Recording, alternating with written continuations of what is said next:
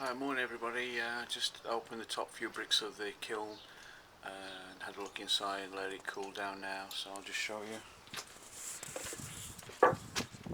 This is the top of the kiln stack. Cones have gone over okay, and the chinos have gone a nice red, so I've got some good reduction, and just going to take the rest of the wicket out and then we'll have a look at some of these. Okay, a quick look at the the overall stack before I start taking them out. Top cones have gone over okay. That's cone 10 down, so it's more or less almost cone 11 bending there.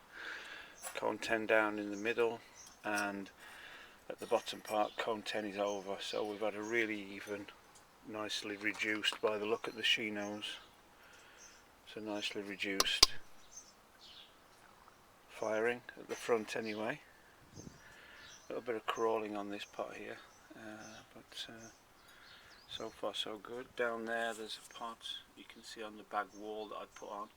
That's a test pot, just to show if there's an oxidized area coming in through the burner port. That's reduced okay.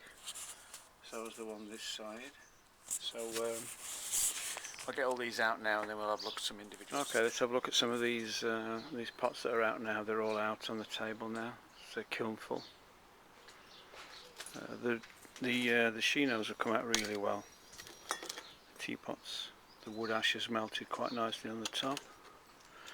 This one here, I thought the lid doesn't fit that well, but then you can see it's got a little jewel of wood ash that's melted on there. Now the question is, do I grind that off to make it functional, or do I leave it because it's quirky?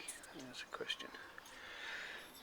This is an incised bowl. The last one's crawled quite badly, but in this firing this one's worked, and that's quite a beautiful pot. That inside's really nice, so that's how I wanted them to come out. The little kiln fillers and glaze testers, as in testing that the glaze is reduced, that's nice. So they've come out nice with the wood ash on. Mini moon jars. These are all sold in sets of 12 in a display box. So that's another set there. Moon jar. This has come out nicely. What I did with this was I used a brush full of cobalt at the top. Then as the brush ran out of oxide, I ran it down the pot and it got thinner and thinner, so that's quite nice, that one. It's got a kind of Jupiter type of effect on that, so that's quite nice. This one has blue slip underneath the glaze, so it's come out nice. One of these that I got out last time, which was like the hare's fur one, this one has come out nicely again, so I know how that works. So that's quite pleasing. Another one there. That's one's come out nice. It's sagged nicely at the bottom. So this has got like a slip trailed white slip underneath, and that's another one there. So they've all come out nicely. This one's a rougher clay. This is a reclaimed clay. I don't know exactly what it is. It's very, very rough, and that's given a slightly different effect. This is incised, and then I've put white slip and then scraped it off back to the body, and that's got iron underneath the rim. But they're nice. Some more of these little kiln fillers, but this time I just put the dolomite glaze on them. It's all pooled into kind of a pinky blue blush inside there. So even as little kiln fillers, they're nice. This is a nice one here. This is where the cobalt underneath has run. It's run through the slip. So these are starting to come out really nicely this time. Another one here. This has got my matte chino glaze on it, and it's starting to split how I want it to split there. You see, kind of star anise type. So the next thing now is to put it on really thick on a pot and see if I can't get it to sort of craze really nicely. I used a different glaze on the inside.